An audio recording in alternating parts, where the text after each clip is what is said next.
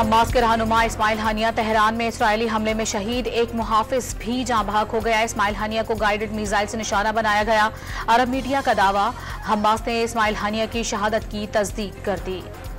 इस्माइल हानिया ईरानी सदर की तकरीब हलफबरदारी में शिरकत के लिए तेहरान गए थे। हमास का बदला लेने का ऐलान, कातिलाना हमले की तहकीकात जल्द सामने लाएंगे, पासदारा ने ईरान का आज़म। ईरान और तुर्की ने हमास के सरबराह इस्माइल हानिया की शहादत पर गहरे दुख और अफसोस का इजहार किया। इस्माइल हानिया की शहादत ताल्लुकात को मजीद मजबूत करेगी, ईरानी वजारत खारजा का बयान। इस्माइल हानिया की कुर्बानी रायगा नहीं जाएगी, मौलाना फजलुर रहमान ने इसराइली जारहियत के खिलाफ जुम्मे को एहतजाज की कॉल दे दी।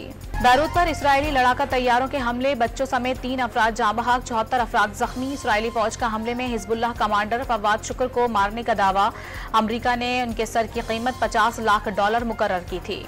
बिजली बिलों में इजाफे के खिलाफ रावलपिंडी में जमात इस्लामी का धरना 6ठे रोज में दाखिल, शुरा के लिए तगड़े नाश्ते का एहतमाम। हुकूमत और जमात इस्लामी के दरमियान मुज़ाकरात का दूसरा दौर आज दोपहर 3 बजे होगा। नेपरा बिजली ₹2.63 महंगी करने की दरखास्त पर आज समाअत करेगी।